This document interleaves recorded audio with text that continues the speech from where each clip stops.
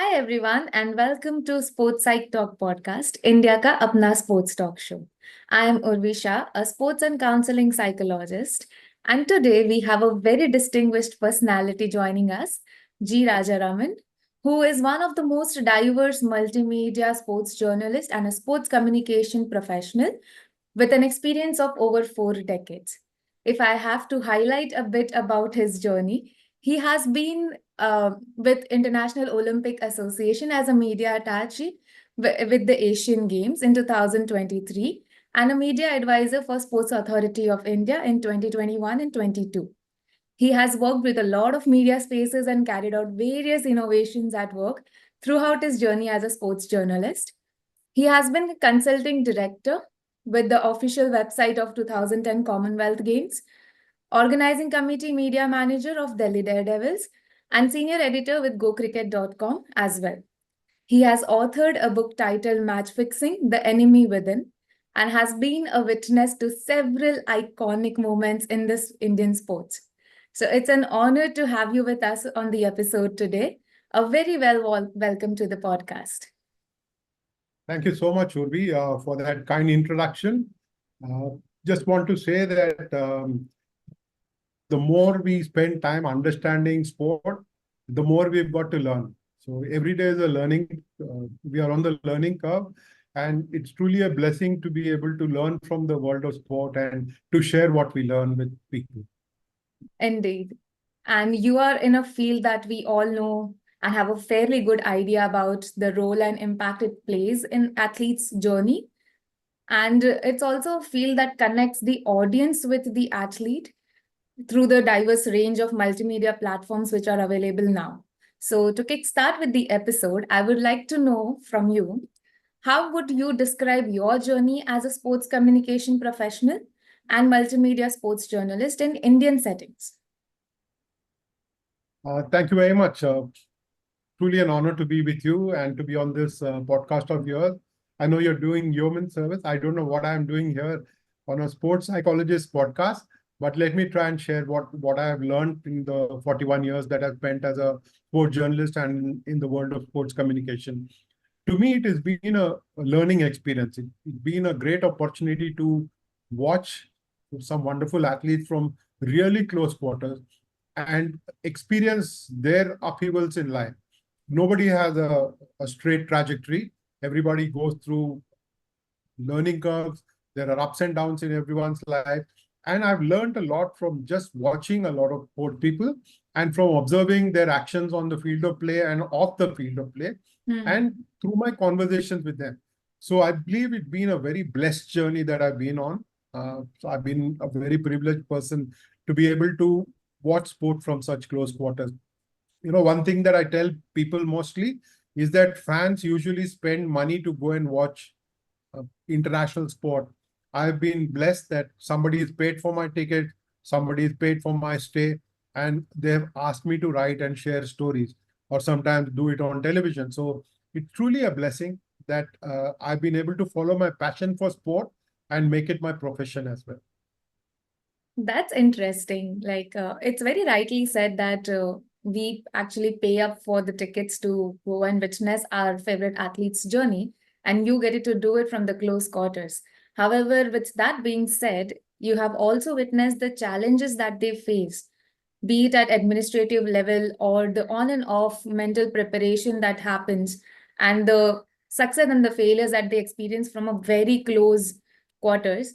So, what do you think are some of the biggest challenges that the athletes are facing today, and what are the possible ways of overcoming them?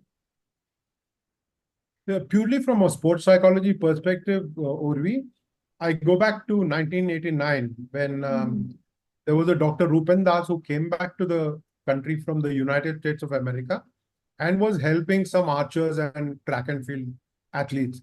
He was based out of Bangalore. I spent some time with him. I still have got notes that I wrote during the interview and then a little booklet that he gave me about sports psychology. So it was my introduction to sports psychology. We are some 35 years later.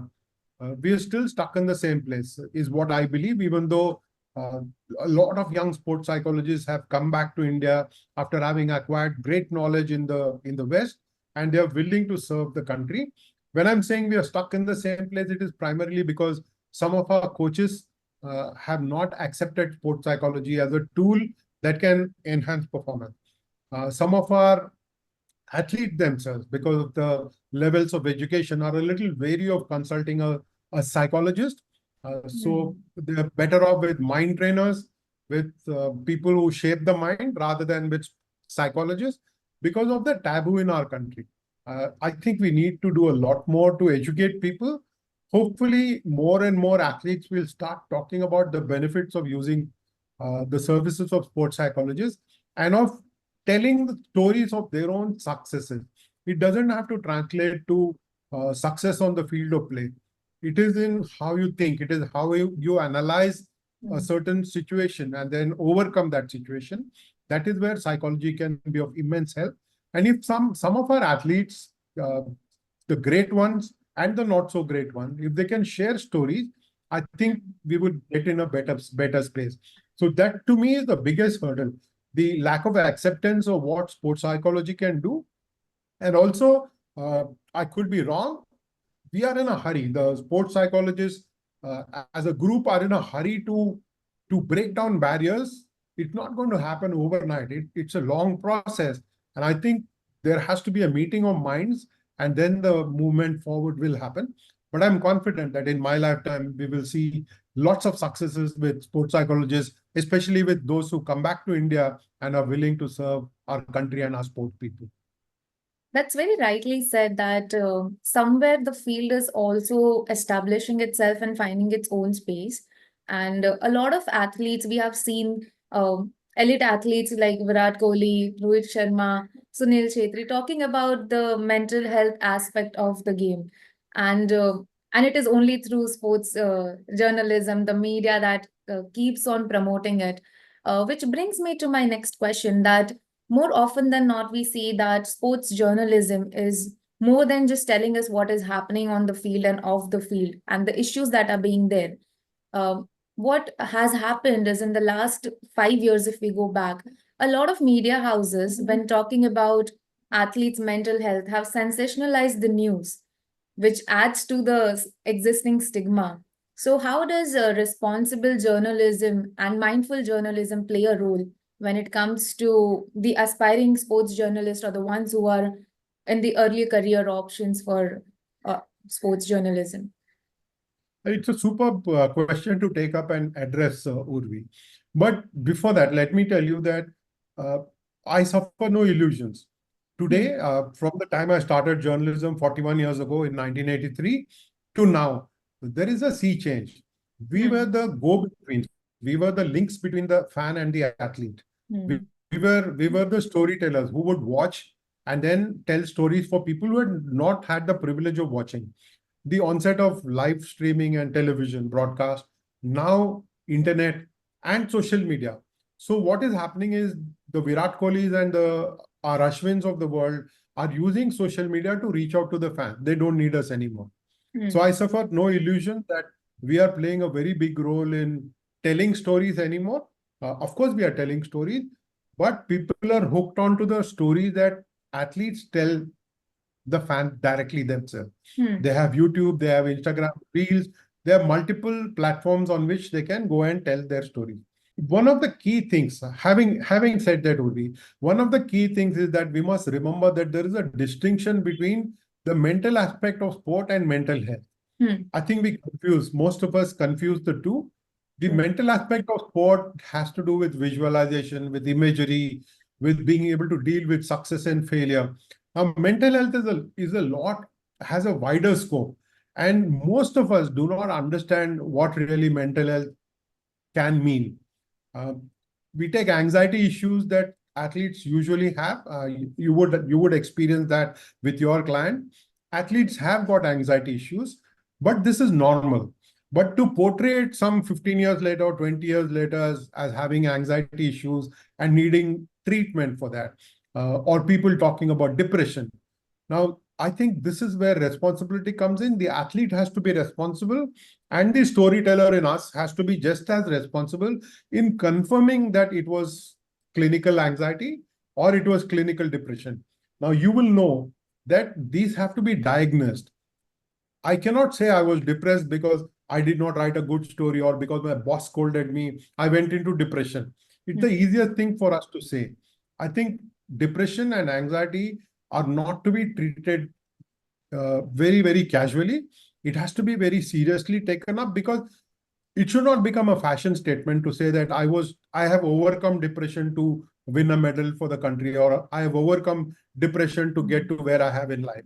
I think that is where responsibility comes in, and it is collective responsibility. I think we must first attempt to understand what each of these aspects are. And when we spend time understanding the difference between mental aspect of sport and mental health issues, we will then become a little bit more responsible. The problem with us is we do not have time to upgrade ourselves.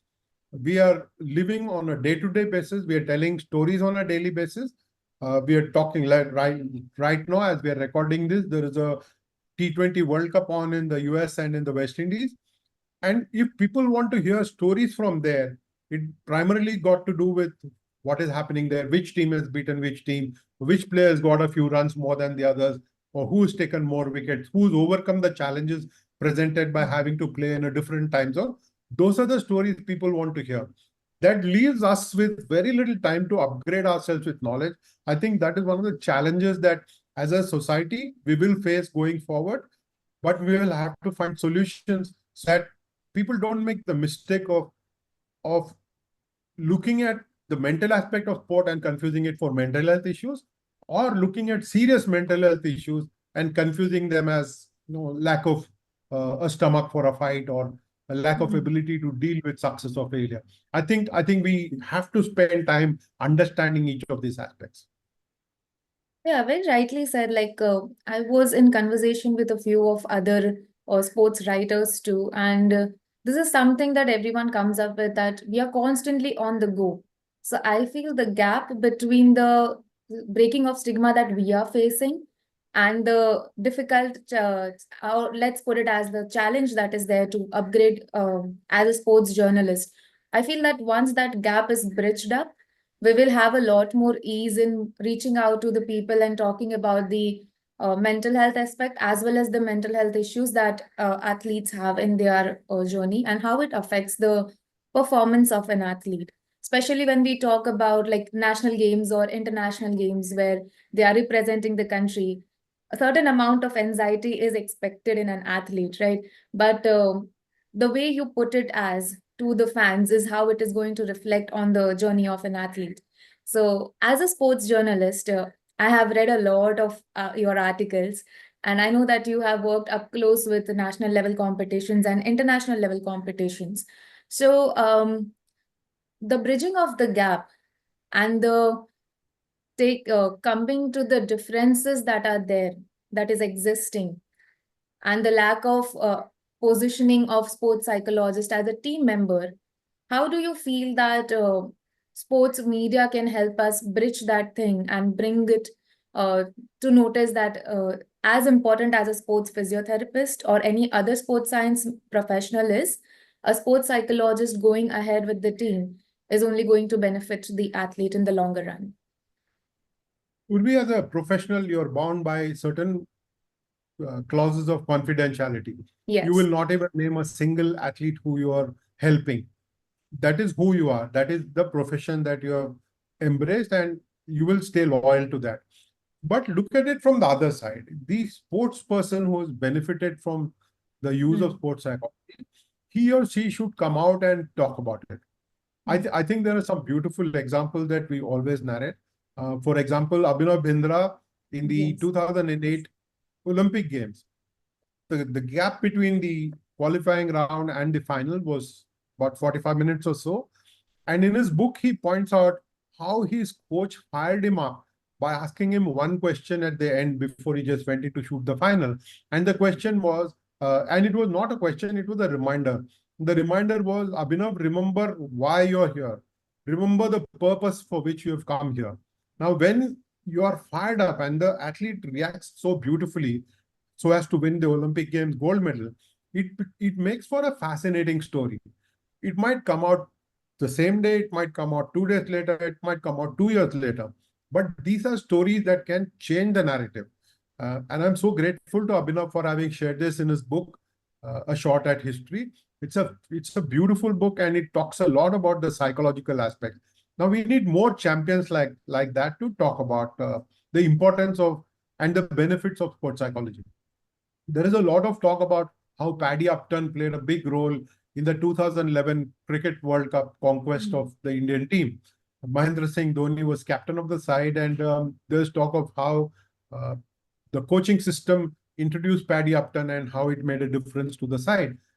It has to come from the players. I have not heard enough and more players talk about the importance of Paddy Upton's role. I think when we hear endorsements, and I'm using the word very deliberately here, Urvi, when endorsements come from people who have benefited from the use of sports psychology, more and more people will be willing to take it up. More and more journalists will be seeking stories like that. A lot of us are stuck in looking for stories of poverty, in looking for all these bechara stories that we want to tell the world. Sport is about overcoming that. Every single story is about overcoming challenges and finding your higher purpose and to be able to deliver your best under stress, under pressure.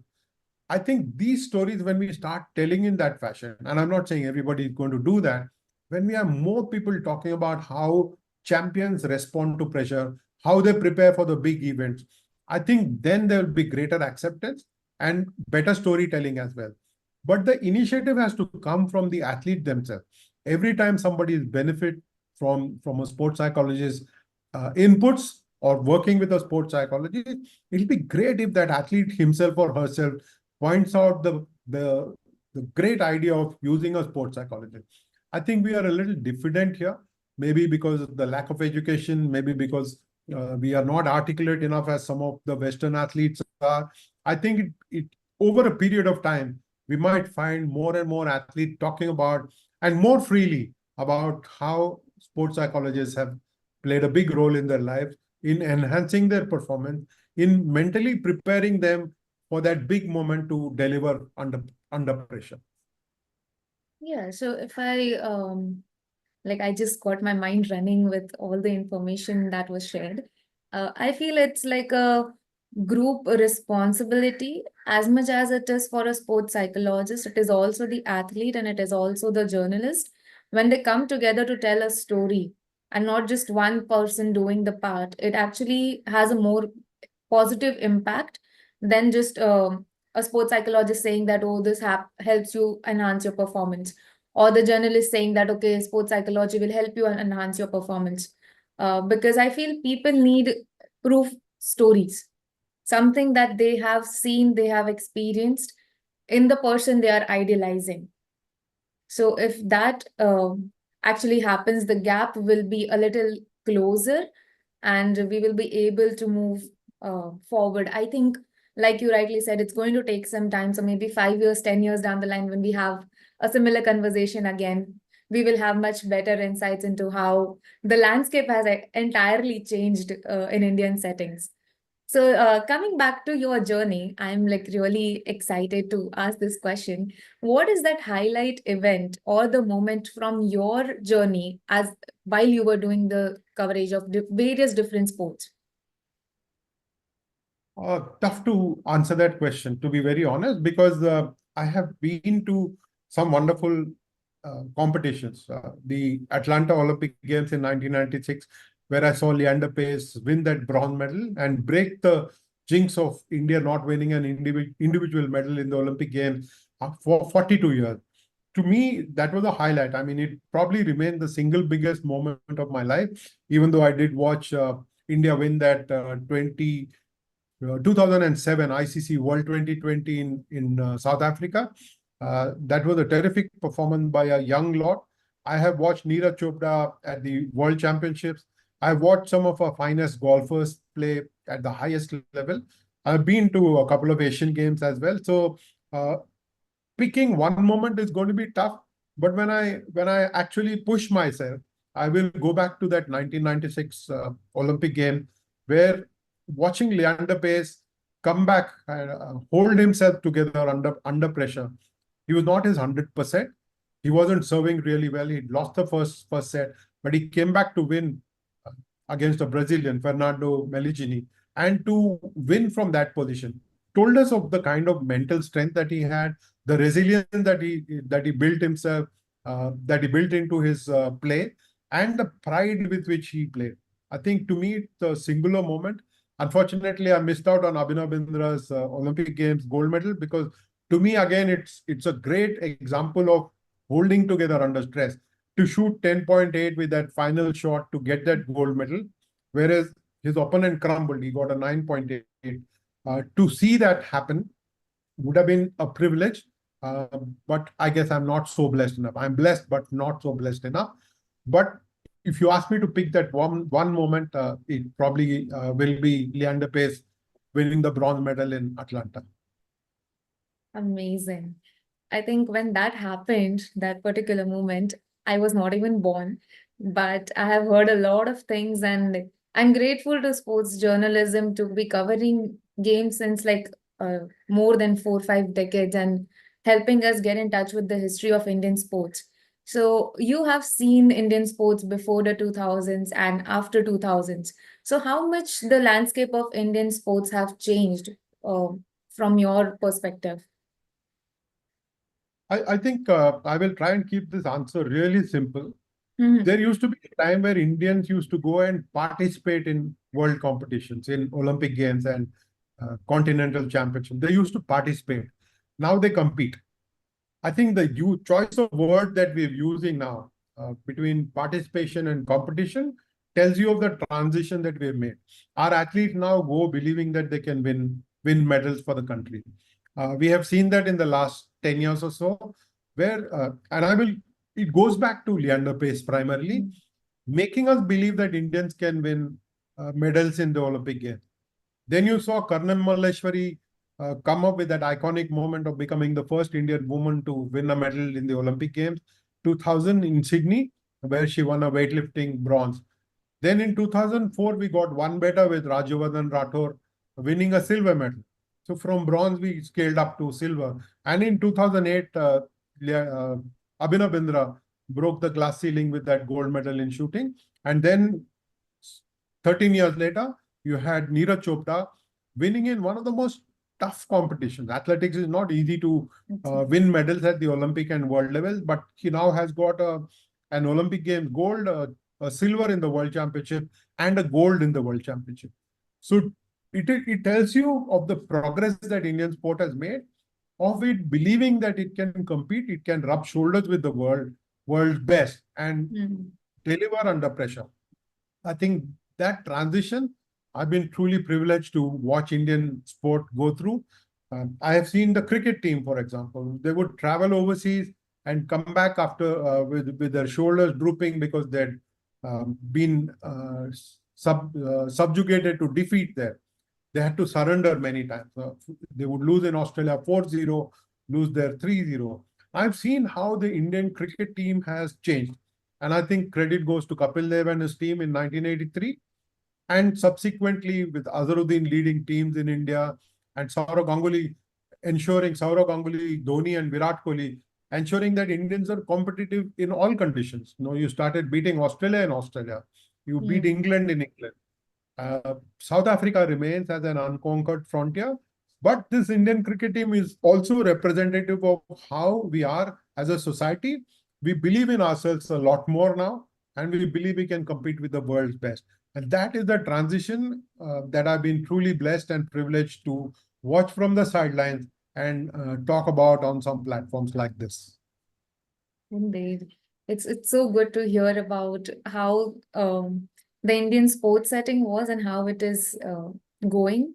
And I can just imagine like 10 years down the line how the landscape is going to positively change towards possibly being in line with China or Japan when it comes to Olympics medals. Like the winning mindset that has been incorporated in Indian athletes is definitely going to take us places. Now I have a question for the audience who are from the field of sports journalism. So, What does it take to become a sports journalist in Indian settings, and what are some of the challenges that are expected in this field? I think now the challenges are greater than when I set off. Like I pointed out a short while ago, Urvi, the challenge now is of dealing with social media. Hmm. Athletes are directly in touch with the fans, and people are watching streams. Everybody has got their phones, they've got smartphones, and they're hooked onto uh, various sport. In India, we are crazy about American basketball. We're crazy about European football. So people are tracking sport. So the challenge for us is different. The challenge now is to present Indian stories to Hmm. make people play sport. I think that will become our role, not so much to tell stories of what's happening now. It is to motivate people to discovering the athletes in themselves and to go out and do a good job. Now, for that, you need three or four simple things. One is you have to be passionate about sport. I see a lot of youngsters come to me and talk to me saying that I know everything about European football, but when I ask them questions on Indian football, they struggle a little bit, especially at the lower level. So if you ask them about teams in different states, that they're unaware. So be passionate about your sport, but be passionate about India. And I think you can conquer the world once you've done a good job of understanding where Indian sport is. Then you expand your horizons, understand what the world is doing, and follow whatever teams that you like. But it's very important for us to write about Indian sport, talk about Indian sport, and have conversations about Indian sport. There are beautiful things happening in India, but a lot of us focus our energies on looking for the negatives. I would urge everyone, especially if you're setting out to do journalism, find your neighborhood hero and start writing about that hero. In my time, a letter to the editor would get us accolades. Getting it published in a newspaper was a feat. But today you have your own blogs, you have your own podcasts, you can do whatever you want. You can create a body of work. Don't wait for someone to give you a job. Give yourself that job. Start writing about the passion. No, it could be you could be a hockey lover, and you can talk about Indian hockey with passion. There will be a small following to begin with, but if you do a good job, I'm sure there will be a larger audience that will love your work, and perhaps someday a major newspaper or a television channel will call you up and say, "Hey, why don't you come and work with us?" So be passionate about India. Spend a lot of time reading sport. I think it's very important to also go out and watch sport in all conditions. We are so used to watching sport on two-dimensional images that we don't understand what happens when we go out onto a ground. And we are struggling because there is no action replay available to us. There is no internet at some venues where you can access data. So it's very important to get used to the idea of watching sport when it is being played in flesh and blood. Then you will get multiple perspectives, have conversations with as many athletes as possible to understand what sport is all about. And then I think you're ready to conquer the world. Definitely. I think this answer is going to help a lot of aspiring sports journalists in Indian settings. So, you rightly mentioned about how the athletes can now directly talk to the audience with social media coming into picture. The another thing that's also taking its place is AI. So, my last question for today is how do you see the field's development and growth with AI coming into picture? No, it scares me because people are using ChatGPT to write a lot of their stuff. Hmm. Uh, Nothing is better than stuff that emerges from your heart. Don't allow AI to take over your life. Don't allow, use your native intelligence, use your inherent intelligence. AI, use it as a tool to supplement what you are. Hmm. And I think then you will get better results. But a lot of us are lazy and we are so dependent on AI. If I want to churn out something in 15 minutes, I go into my AI tools and say, "Hey, can you give me a story on this?" And it produces 900 words for me. Good, bad, ugly, great. Where is the emotion? The emotion is tucked in here in the heart, right? And my peripheral vision, it gives me the advantage of watching multiple people at the same time. If you're at a cricket ground, the camera is focused primarily on that, on the action where the ball is. but maybe I watch somebody in the stands and how they're reacting to a certain situation. Or maybe I can see a fielder anticipate a catch. I can't see that on television. Usually I don't, right? Now with multiple cameras, even that is becoming easy to access. But go and watch sport, and that is where uh, you will acquire a lot of knowledge. And I think that becomes very important for us by with this first-hand experience, and not worry too much about AI helping us out. Yes, it is there as a tool. We must not let it take over our lives. We must not let it become the be all and end all of our sporting knowledge. Nothing like this, nothing like this. Your mind and your heart, combine that and see where you rise as a professional. Uh, yes, like I keep saying, AI is a wonderful tool, but if we allow it too much leeway, it will start ruling us, and then we lose the power of thinking. I think that is the greatest gift that mankind has got. That when you start thinking, when you start applying your intelligence, you come up with the greatest solutions. And I think we need to keep AI where it needs to stay, and not give it that primary role of doing everything that we want it to. Yes, very rightly said. Also, thank you so much for providing so many insights, because as a host, I am currently running in 10,000 different directions with the information that I'm getting. So I'm sure the audience who are going to listen to this podcast are also going to have their minds ticking. And it's very a huge moment for me to actually get in conversation with you and learn so much about the field, especially from a very different perspective. Because I'm used to reading the articles or watching the videos, but having a conversation with someone who has been on the field for like 40 years, 40 plus years now. So it's been an honor to hold this conversation. And thank you so much for joining us. And I Thank hope, you. yeah, I hope Thank that you so much. has been You're, a good. you're kind. You're kind. But I will tell you, I also learned in the process of answering your questions. I also learned because you provoke thought. So learning is always a two-way street. It is never one way. Yes. So thank you for the opportunity to learn today, and for sharing what I've learned in life already. But I will go away from this a wiser man, because of the kind of questions you had asked and the kind of thinking that I had to put in before I answered my questions. And like I always told you, I like spontaneity. I must assure our audience that none of these questions was shared with me before. I don't want to do that because spontaneity is lost. So that is the opportunity you have given me. So thank you so much for that. Thank you so much for joining, everyone.